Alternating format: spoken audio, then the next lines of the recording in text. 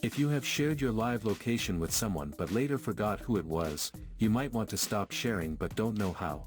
This quick video will guide you through the steps. To begin, open WhatsApp on your phone.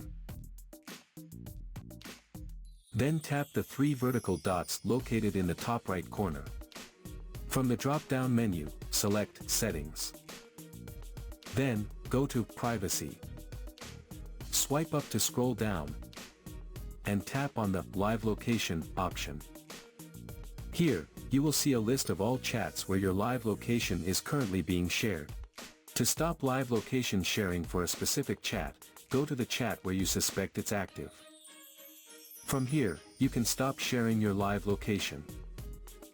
And if you want to stop sharing your live location for all chats at once, tap Stop Sharing. In the confirmation window, tap Stop.